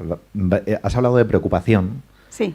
Y lo vamos a enlazar con una de las cuestiones que ha dicho antes Enrico, que hablamos del porcentaje de esa prevalencia. Hay gente que a lo mejor cuando vemos en redes sociales o en medios de comunicación, cuando sale una alerta por alérgenos, que se queda más preocupada cuando en realidad deberíamos estar seguros, ¿no? ¿Cómo crees que impactan la forma en la que estamos comunicando estas detecciones de alérgenos? ¿Crees que contribuyen? ¿Crees que deberíamos mejorar para relativizarlo? Habría que comunicarlo, pero luego recordar que esto corresponde al 0,000000 que comentabas. ¿Cómo lo ves, Enrico? Millón. Es decir, probablemente si tuviese la respuesta exacta sería yo mismo millonario, porque hubiera ya puesto una solución. A ver, por un lado es, efectivamente, sabemos que tiene un impacto, es decir, por ejemplo, cuando hay alertas, en el caso creo de alérgenos, creo, no sé si recordar, unas 40 alertas se han publicado el año pasado en la web de AESAN, y eso me parece una buena práctica, es decir, que es el ejemplo a seguir, porque, por ejemplo, cuando se publica una alerta, pues al final la web de AESAN se pone así de grande en negrita, es decir, imposible no verlo, que solamente afecta a quien tiene este tipo de alergia, entonces para todos los demás ciudadanos no hay ningún problema. Eso ya me parece muy sencillo, pero muy útil. ¿Qué impacto tiene, por ejemplo, en las empresas? Bueno, hay un reciente barómetro de seguridad alimentaria que ha realizado ECOC y preguntaban precisamente, ¿no?, frente a una alerta, cómo reacciona el consumidor. La verdad que hay datos interesantes, no es sobre alérgeno específico en general, pero se nos dice que casi 3 de cada 4 consumidores podrían incluso dejar de consumir esa marca y 1 de cada 4 la categoría de productos, con lo cual es un impacto brutal. Ahora, yo soy algo más optimista en el sentido de que creo que frente a las alertas las empresas tienen que estar preparadas y para eso hay muchos medios, aparte de una obligación, con lo cual también creo mucho en la relación con el consumidor, es decir, depende de tu producto, cómo te has posicionado y frente a una alerta, cómo reaccionas. Si reconoces que ha habido un problema y lo comuniques de manera transparente, creo que además si tiene un consumidor fidelizado en este sentido, bueno, no necesariamente lo tienes que perder, y yo creo que de hecho es un poco lo que está pasando. Pero efectivamente la comunicación, eso ya por concluir, de todos los que interpretan, por así decirlo, los mensajes oficiales de las autoridades, eso ya es algo que es muy difícil de controlar. Hay muy buenos ejemplos de personas que simplemente, a través de sus canales le dan difusión y lo hacen de una manera veraz y perfecto, incluso puede ser con un baile en TikTok, se me está inventando, pero si lo que estoy comunicando está bien, frente a otros ejemplos que vemos titulares típicos de sanidad, te dice que no comas esto, en primer lugar, porque muchas veces ni siquiera es sanidad, pero es que además es un mensaje bueno, que preocupa mucho el mundo empresarial. Gracias. Totalmente, para aportar una pequeña pincelada, hace poco distintas personas que divulgábamos, hicimos esta pequeña encuesta en redes sociales y vimos que el impacto era súper diferente dependiendo de si eras una persona con formación o eras población general que no había recibido formación específica. El personal sanitario, por ejemplo, veía tranquilidad con cada comunicación de la alerta. Pensaba, el sistema funciona, mientras que población general generaba una especie de incertidumbre. Entonces da pie también a cómo estamos trasladando esos mensajes y en qué canales, porque si el baile en TikTok a lo mejor solo llega, ¿no?, a población general, a lo mejor está preocupando a población general si no hay espacio para explicarlo. Muy buena reflexión, Enrico. Vamos a trasladar a otro colectivo de preocupación para que podamos entender un poco cómo es el día a día de las personas con una alergia y que tienen la incertidumbre. No, Ángel, tú hablabas del caso particular de vuestra familia, pero ¿cuál es la demanda o cuál es vuestro día a día que veis en vuestra asociación? ¿Cómo podríamos empatizar y tanto el personal sanitario como la administración aquí presente poder ayudaros o encaminarnos hacia ese cambio? Cuando diagnostican en tu familia una alergia a los alimentos, la verdad, te viene el mundo encima. La comida, que es, sobre todo en nuestro país, que somos muy sociales, que es un elemento alrededor del que se articula mucha vida social, mucha celebración, pues se convierte de ser un placer, un acto lúdico, en una fuente de preocupación que abarca todo, porque no puedes dejar de comer. Podrás dejar de hacer ciertas cosas, pero es necesario comer. Entonces la preocupación está siempre ahí. Entonces eso significa que cuando hacemos la compra tenemos que leer el etiquetado, tenemos que volverlo a leer cuando vamos a usar el producto en casa. Mientras están los niños pequeños en casa, pues más o menos todo está bajo control, porque bueno, pues si no quieres no vas a comer a un restaurante, eso no es obligatorio, puedes comer en casa o puedes llevar el tupper. Tenemos todos muchísima experiencia en preparar tupper. Pero luego llega la edad de la escolarización y te encuentras que dejas 8 o 9 horas a tu hijo o hija en un sitio con su alergia, que además, bueno, pues los colegios cada vez tienen más actividades y no solo ya la docencia, pero hay actividades manuales que pueden utilizar a lo mejor pues bricks de leche para hacer una determinada cosa o cartones de huevos. Hay cumpleaños, hay la fiesta de otoño, que organizas una castañada, que para alguien que tenga alergia a los frutos secos pues no es lo más tranquilizador. Hay salidas, excursiones, visitas y demás. Luego llega la adolescencia, que es una edad difícil, porque los adolescentes están construyendo su mundo y su imagen, y bueno, pues muchas veces, por ejemplo, pueden estar sufriendo una reacción alérgica y no tomar la medicación, porque si me pongo la adrenalina me tengo que ir al hospital y estoy aquí a ver si aguanto, se me pasa y puedo seguir de fiesta. Y luego ya entras en el mundo laboral y entras en la vorágine de los viajes, que no sabes si en el avión la persona que se ha sentado en ese asiento antes ha comido frutos secos y yo voy a tener una reacción alérgica, o si me van a dejar limpiar el asiento antes que embarque el resto de la gente para que no interrumpa el proceso de embarque, y así todo. En general, las familias con personas con alergia a los alimentos y los propios alérgicos sufren procesos muy grandes de incertidumbre, de ansiedad, de estrés, depresión, rabia también es frecuente, y una cierta incomprensión. Es muy frecuente, por ejemplo, cuando hablamos de escolarización, que el padre o la madre del niño o niña alérgica sean esos locos, esos pesados, esos alarmistas que dicen que su hijo se puede morir en el colegio. Realmente la probabilidad de que una anafilaxia termine en muerte es muy baja, realmente bajísima, pero nadie tiene la seguridad de que no te toque a ti o a tu hijo, y de hecho en España hemos tenido casos de eso. Entonces la vida es una permanente pelea, primero contra la falta de empatía que muchas veces encuentras en el entorno, no solo social, sino también en el familiar. Muchas veces son peores los familiares que las personas, pero lo que comentabas antes de los restaurantes, estas cartas de alérgenos, yo siento decirlo, pero Chicote hizo un programa hace no mucho en la televisión y lo que le preocupaba era si había carta de alérgenos en los bares que visitaba. A mí, más que haya una carta con 4 logotipos que normalmente no se distinguen, me preocupa mucho más las prácticas en cocina, que es donde realmente voy a tener peligro. Entonces, vivimos en un permanente estado de ansiedad que es realmente muy frustrante muchas veces y sobre todo genera un desgaste importante. Muchas gracias, Ángel. Creo que nos vamos con más sensibilización y con un poquito más de empatía gracias a ese relato. Así que por la parte que nos trae a todo el mundo, nos pondremos a trabajar para facilitaros la vida a las familias que tenéis que convivir con ello.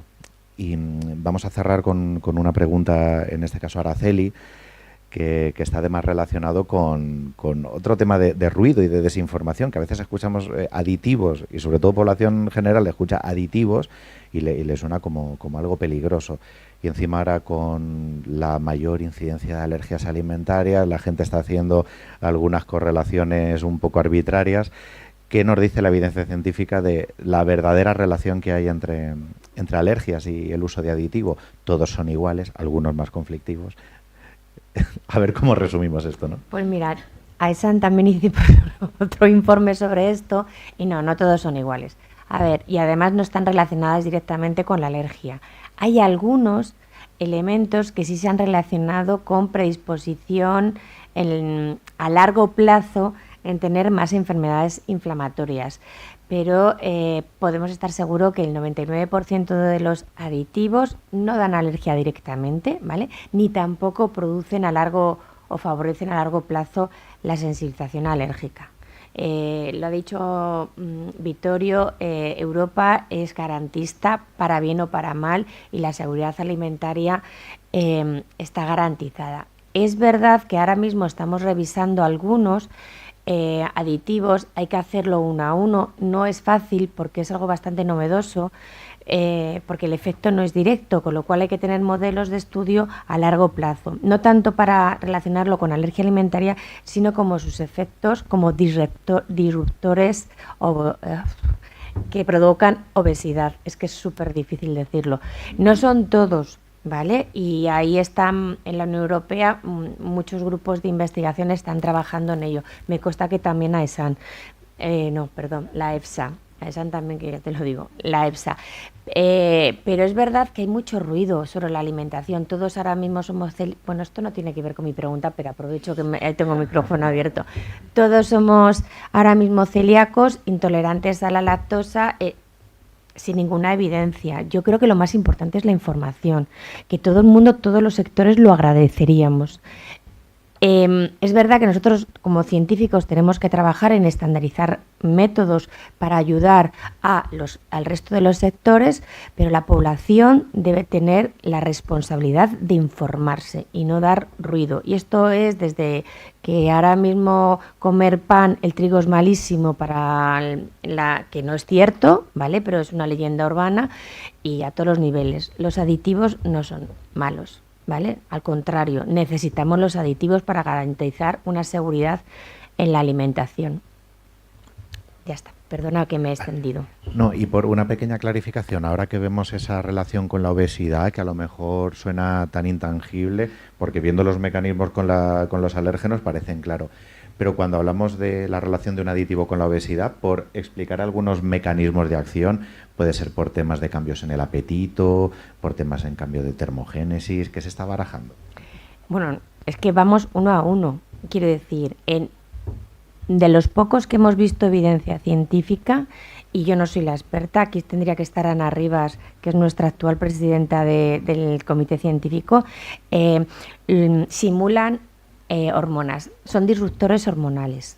Entonces, lo que provocan es que tengas más apetito.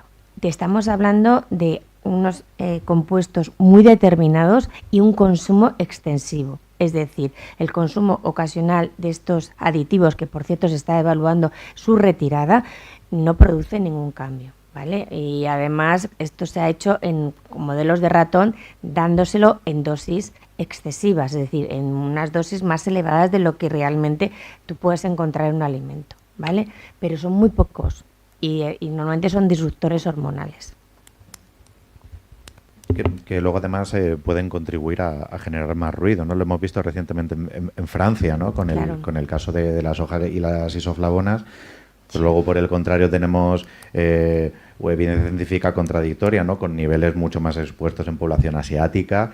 Efectivamente, por eso. Por eso es muy importante la evidencia científica y que todos tengamos cierta cultura científica. No necesitamos ser todos expertos nutricionales, pero sí ser conscientes de la fuente en la que nos informamos y contrastarlos. Porque es muy fácil subir un vídeo en TikTok.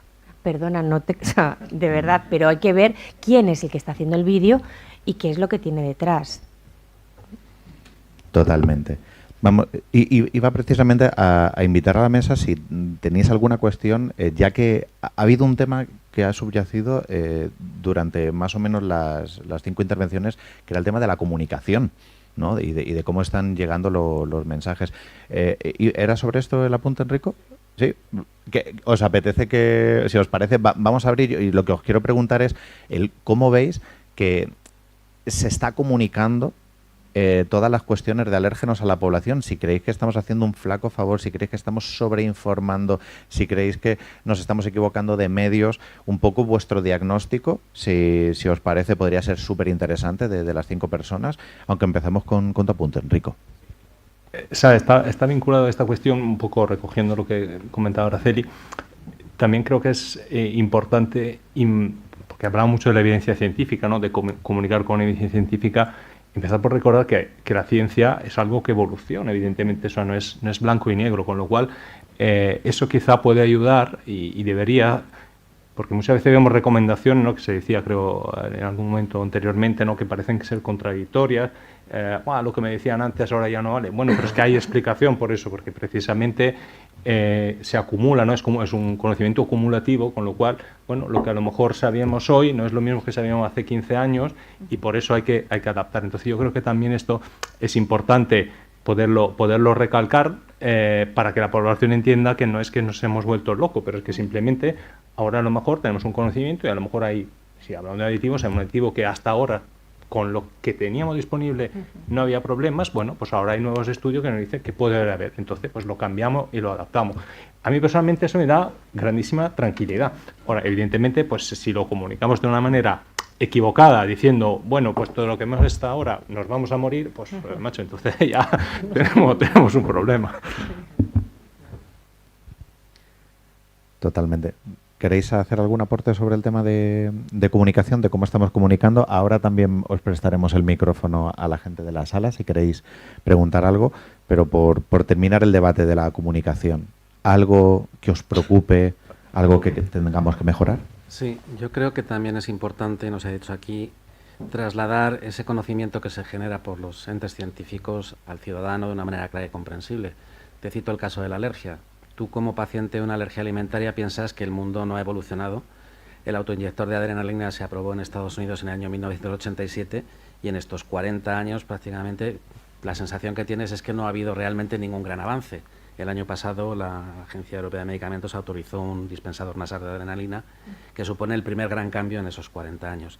Sin embargo, toda la labor científica que hay detrás, que ha permitido mejorar muchísimo los diagnósticos, afinar, precisar, la gente no lo conoce y es importante comunicarla y en ese sentido creo que es importante que la comunidad científica, las asociaciones de pacientes y las administraciones hagan un esfuerzo por trasladar esa sensación y ese trabajo que se está realizando efectivamente, porque al final el paciente alérgico también se siente reconfortado viendo que alguien se preocupa de lo suyo y que está intentando buscar una solución a un problema que le está viviendo cada minuto de su vida.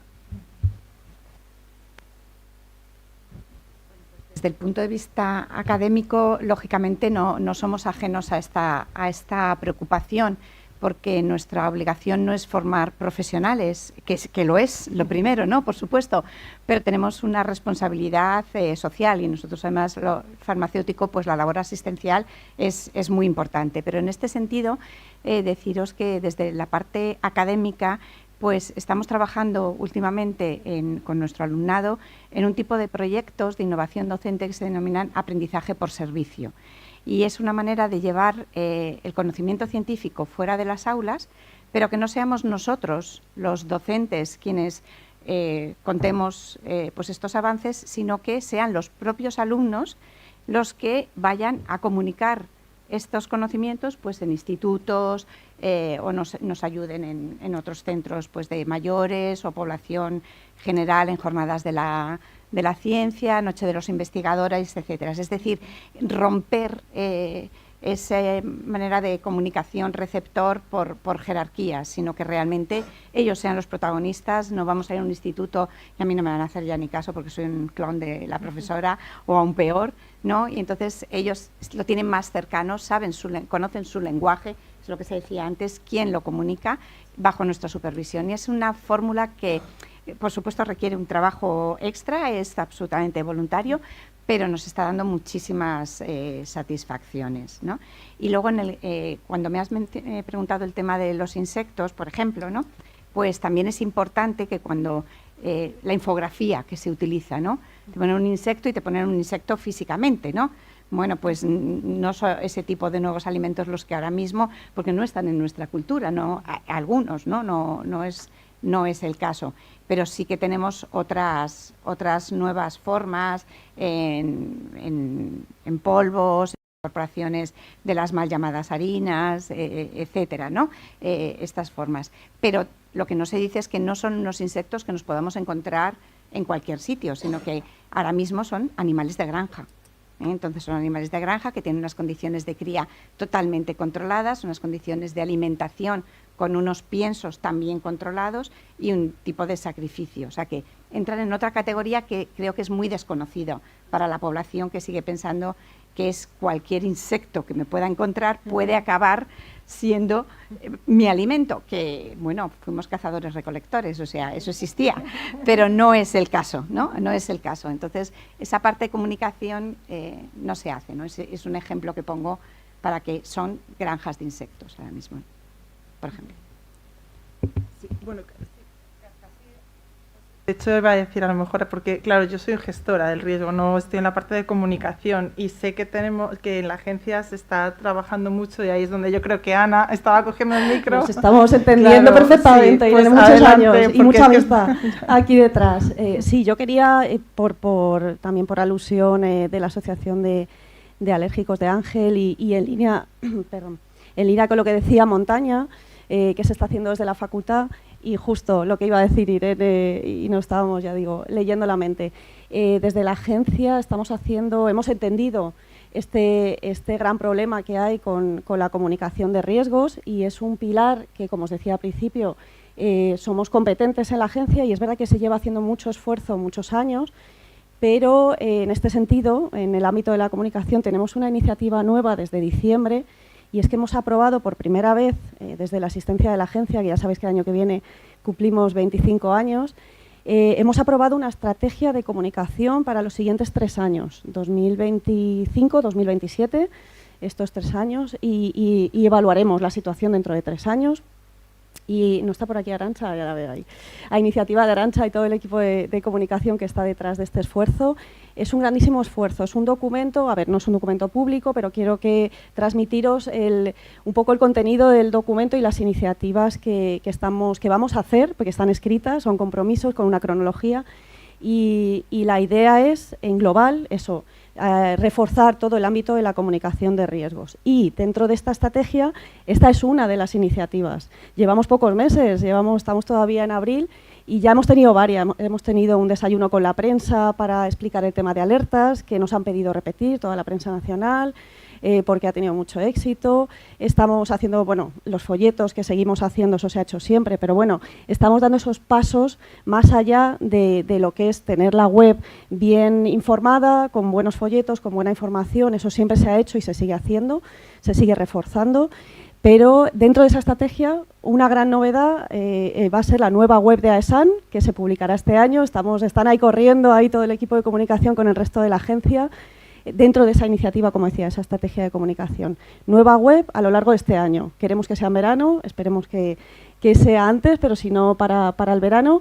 Ahí queríamos eso, hacer toda esta información accesible y ese canal de comunicación. Y esto, como decía, y para terminar, esta iniciativa y el estar aquí hoy y el elegir alérgenos y como guiño a la Asociación de Personas Alérgicas, este evento de alérgenos precisamente era para dar esa visibilidad, que además se les ocurrió al equipo de la agencia, dar visibilidad justo a este tema y a este colectivo que tan poco visible es. Así que yo creo que estamos todos totalmente alineados en las iniciativas y en las ideas, entendemos la preocupación y fomentamos esta comunicación rigurosa y científica. Y eso, y sobre todo enseñar y de verdad defender toda esa excelencia profesional que hay en la agencia y desde la administración, y que estamos al servicio de todos para mejorar la salud de todos. Muchísimas gracias.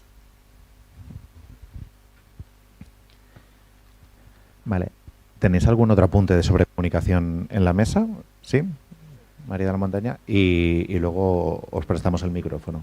Sí, un apunte muy breve sobre comunicación y transparencia. Es decir, a todo aquel interesado en las actividades del Comité Científico de EFSA y el panel en el que yo estoy implicada, decir que la próxima sesión que tendremos será el 6 y el 7 de mayo, y en concreto el 7 de mayo será una sesión pública. Y eso es lo que quería transmitir. Es una sesión pública en la que pueden participar empresas y asociaciones profesionales, asociaciones de consumidores, etcétera. El registro para la asistencia online, porque habrá un link y esas cosas, está abierto hasta finales de abril. Me parece que es el 23 de abril a las 12 de la noche. Entonces, simplemente quería dar ese apunte en base a la comunicación y la transparencia de nuestra actividad. Gracias, María. Bien, la evaluación sobre comunicación terminada. Fantástico. Pues ahora es el momento de que completemos desde las preguntas de la sala. Que levante la mano, por favor, quien quiera hacer alguna pregunta, y os trasladamos el micrófono, por favor. ¿Quién se anima?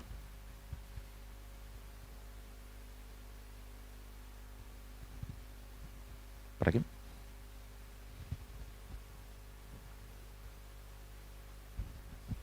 Hola, buenos días. Andrés de Veraliment. Enhorabuena, en primer lugar, por aunar, yo creo, ciencia, universidad, empresa, administración y consumidores, ¿no? Disculpad. Me ha encantado también el final, lo de la comunicación, o la apuesta por la comunicación de AESAN. Y además, ahí seguro que hay educación. Y quería preguntaros, porque no ha salido, la educación es fundamental. Y no la educación a lo mejor solo de la persona que está en el restaurante, sino de ese niño que está con tu hija en el colegio desde pequeños, y que sepa las consecuencias de cuando muere un niño alérgico, una niña o un adulto, que no se sabe. La gente que no es alérgica, yo trabajo mucho con industria alimentaria, no sabe las consecuencias de cometer un error con unas trazas y que puede costar una vida. Y yo creo que esa educación, si la hacemos entre todos y desde pequeños, pues va a ayudar mucho, ¿no?, a este colectivo y a trabajar bien, ¿no? Entonces, mi pregunta es, ¿implicamos a los institutos, colegios en todo esto? Por industria. Sí, no tanto por industria, sino por padre de dos hijos que están en un colegio. Entonces lo veo en el día a día. No tienen alergia e intolerancia, pero idealmente te diría sí, pero también a la vez no podemos pedirle al colegio de todo. O sea, quiero decir que yo creo que aquí hay que apelar un poco a la responsabilidad de las familias. Es decir, creo que es primero responsabilidad de cada uno, ¿no?, ir educando en la sensibilidad, a lo mejor en la empatía. Es decir, es verdad que tu familia puede no tener ese problema concreto, aunque creo que hay pocas familias, ¿no?, hablo de un ámbito un poco más abierto, donde realmente no haya ningún alérgico. Ya empieza a ser difícil. Pero es más una cuestión, creo, ¿no?, de empatía, de pensar, bueno, si con lo que estoy haciendo le puedo perjudicar a mi primo o al cuñado de no sé quién, pues a lo mejor debería evitar hacerlo y explicárselo desde pequeños, ¿no? Porque muchas veces estamos hablando de pequeños cambios. Y además yo en este sentido sí que empatizo mucho con Ángel, porque es verdad que situaciones a nivel social, ¿no?, de comidas fuera con amigos, siempre está, este que no puede comer esto, pues entonces ¿qué hacemos? Oye, ese no es quizá la manera más adecuada de encararlo, porque en el fondo, bueno, oye, que tiene un problema, pues a lo mejor se está jugando la salud realmente. Conclusiones. Realmente es difícil. O sea, si me dejarais, podemos estar hasta la hora de comer citando casos distintos sobre las situaciones que viven nuestros hijos en los colegios, desde las más desagradables, desde madres que dicen que porque su hijo no puede llevar leche para el almuerzo porque hay un compañero anafiláctico en clase y, bueno, pues parece que la leche hay que tomarla a las 11 de la mañana y no se puede tomar a las 5 de la tarde, a situaciones absolutamente contrarias. Mi hija, que estudiaba en un colegio que eran pocos alumnos por clase, todos sus compañeros sabían manejar el autoinyector de adrenalina y había mucha empatía con ella en esas cuestiones. La casuística es mucha. Uno de los objetivos con los que nace AEBNA en el año 96 es precisamente ese.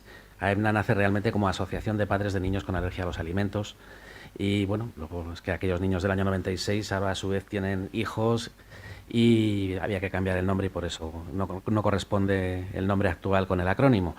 Pero las situaciones son así. Nosotros llevamos desde el año 97 dando formación en colegios, tenemos una guía de escolarización segura, pero aún queda mucho camino por recorrer. En 2023 conseguimos que la Comisión de Educación del Congreso de los Diputados aprobara una proposición no de ley instando a los Ministerios de Sanidad y Consumo a trabajar con las comunidades autónomas para desarrollar normativas que garantizaran la escolarización segura de este alumnado. Escolarización segura que basa porque el centro tenga una política de gestión de las alergias de sus alumnos, un plan personalizado por cada alumno y autorizar a que el personal de la comunidad educativa pueda administrar una inyección de adrenalina en caso de que haya una anafilaxia, porque cuanto antes administras la adrenalina, menor es el riesgo de que la situación se complique. Bueno, pues esa proposición que salió por unanimidad en el Congreso de los Diputados, cosa imposible en esa comisión, que es una de las más politizadas del Congreso de los Diputados, cuando hemos trasladado esas PNLs a las comunidades autónomas, estamos teniendo resultado desigual. En Cantabria se ha votado a favor y está aprobada, se aprobó el mes pasado. En Castilla y León y en La Rioja se ha rechazado. Entonces, el mensaje que puedes transmitir a tus asociados, ¿cuál es? La falta de sensibilidad y de conocimiento de los partidos políticos, que están más a sus asuntos que realmente a proteger a los ciudadanos. Nosotros seguimos trabajando, nos quedan todavía 13 autonomías por presentar la PNL, pero realmente muchas veces te das cuenta que el panorama es desesperanzador, en el sentido de que una cuestión muy sencilla y que puede contribuir a salvar vidas, porque hay que recordar que aquí en 2019 murió una niña en el patio de un colegio por una reacción anafiláctica por un yogur sin lactosa cuando era alérgica a la proteína de leche de vaca. Bueno, pues realmente no supone tanto, porque lo que no pretendemos es que el profesor se convierta en el administrador de medicación. No se trata de que le dé el Dalsi al niño a las 12 del mediodía porque le toca. Si el niño tiene fiebre, tiene que quedarse en casa. Pero ante una situación de emergencia o de riesgo vital, pues es evidente que no vale con llamar al 112 porque estamos muy mal acostumbrados. El SAMUR en Madrid llega en un promedio de 7-9 minutos. Si te vas a Móstoles ya no es tanto, y si te vas a un pueblo perdido a 50 kilómetros de la capital de provincia, seguramente puedas estar muy comprometido cuando llegue la asistencia sanitaria de urgencia, ¿no? Entonces, en ese sentido, pues la situación es tan variable como te puedas creer. O sea, desde centros que se lo toman muy en serio y que sin legislación desarrollan esa política, a centros que hacen todo lo posible para hacerte la vida imposible y que te vayas a otro colegio porque no quieren tener ese problema en sus aulas. Y estamos hablando de que en estos momentos la población infantil con una alergia alimentaria, según los estudios, puede llegar hasta el 7% y hay algún artículo español que habla de hasta el 10%. Pues muchas gracias por la pregunta. Además que habéis nombrado varios actores, hemos nombrado la restauración, hemos nombrado la industria, las administraciones, la educación. Y no olvidemos también que gran parte del ocio de los chavales lo pueden pasar en tiempos del asociacionismo juvenil, también de lugares donde acaban consumiendo comida y no siempre están bajo su tutor legal o no están siempre bajo el marco escolar. Y aquí, por hacer un apunte y como embajador de Scouts de España, porque eso tengo que hacerlo, la formación que tenemos que hacer también en los lugares donde pasan ocio los chavales o donde hacemos la educación no formal, tiene que ser también un compromiso, porque a veces te puede tocar incluso estando de acampada o estando incluso de ruta en la montaña. Entonces ese compromiso que tenemos que coger desde todos los estamentos y de todos los sectores es importantísimo porque no sabemos cuándo va a aparecer una de las historias que nos ha contado Ángel. Vamos a proceder a prácticamente, porque no había ninguna pregunta más, ¿verdad? Solo había una mano. Correcto, pues nada, agradecer a todas las personas participantes de la mesa, que ha sido súper interesante. De verdad, muchas gracias. Un aplauso para las personas que nos acompañan.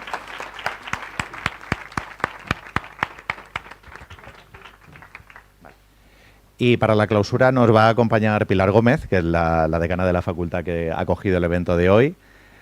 Bienvenida, Pilar. Vais a estar sentados, Ana y tú. ¿Qué tal, Ana?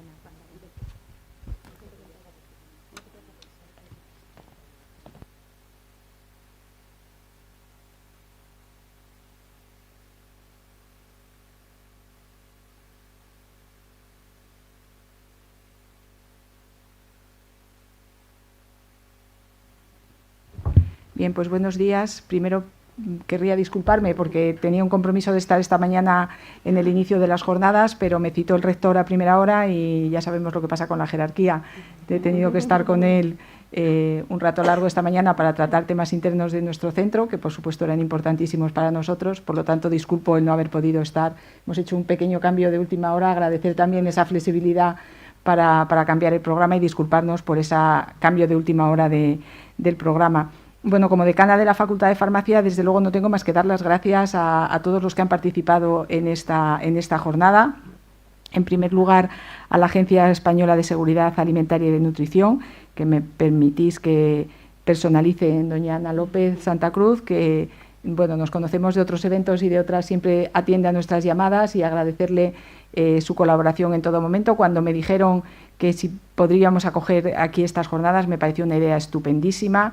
Agradezco también a Montaña Cámara su implicación en ello, su facilidad para llevarlo a cabo en todo momento, y por supuesto al Departamento de Nutrición y Ciencia de los Alimentos, que también personalizo en su directora, Ana López Ovaler, la implicación y la ilusión que ponemos siempre en estas actividades. Yo creo que lo bueno de intervenir a última hora es que ya se ha dicho casi todo, y entonces pues simplemente me quedaría recalcar un poco la importancia que tienen y que han tenido estas jornadas y con todos sus participantes. He visto además que han intervenido, pues además de Montaña como catedrático, ha intervenido la jefa de área de la gestión de seguridad alimentaria, Laceri Díaz, miembro del Comité Científico de AESAN, Enrico Frabetti, director de Política Alimentaria y Nutrición y Salud de la FIAP, y Ángel Sánchez San, presidente de la Asociación Española de Alergia a los Alimentos, y LATES, que al final, ¿verdad?, es los destinatarios finales, digamos, de todo aquello que hacemos y que promovemos, pues es que llegue a esos consumidores y a todos aquellos pacientes o no, a todas aquellas personas, digamos, que pueden verse beneficiadas y favorecidas por este tipo de actividades. He de decir que a mí me ha encantado el título, esto de Safe to Eat, me parece que tiene mucho gancho, y también es importante hoy día hacer cosas con gancho y que nos llamen la atención. Me ha parecido un logo estupendo, un hashtag maravilloso, que espero que, bueno, ya lo venimos publicitando en nuestras redes de la facultad, y espero que haya tenido pues una buena acogida y una buena proyección. El objetivo, como ya se ha dicho aquí, de esta jornada ha sido concienciar y fomentar el pensamiento crítico, promoviendo el compromiso de todos los europeos y de lo que nos corresponde a nosotros como españoles con la seguridad alimentaria, algo que yo creo que se refleja en esa creciente preocupación que hay a nivel social de la presencia de los alérgenos en los alimentos, lo importante que es, que se ha reflejado también el etiquetado de estos componentes en todo lo que llega al consumidor y en todo lo que llega a la población, y la comunicación, ¿verdad?, de estas alertas. Creo que a la población en general y a todos los que puedan ser beneficiados y posibles, digamos, afectados, iba a decir pacientes, que quizás demasiado, pero afectados por ello. Bueno, creo que las campañas que se hacen son importantes, creo que estas jornadas son muy importantes, y desde luego lo único que me queda es manifestar el compromiso de esta facultad con todo lo que nuestro gran departamento de Nutrición y Ciencia de los Alimentos lleva a cabo, se compromete y hace, por supuesto con el Ministerio, que sabe que estamos a su disposición para aquello que estime oportuno. Creo que ha sido una conjunción de entidades en las que hemos podido colaborar, además de una forma muy cómoda y agradable, y bueno, pues seguir a disposición de vosotros para todo lo que requiera seguridad alimentaria, y en especial el tema de los alérgenos, que yo creo que es muy importante a nivel social. Agradecerles la presencia de todos ustedes, el interés por estas jornadas, y bueno, pues las puertas de esta facultad están abiertas para cualquier otra actividad, por supuesto para nuestros estudiantes y por supuesto para cualquier otro profesional de la salud que nos reclame y que nos requiera nuestro compromiso público como institución pública que somos.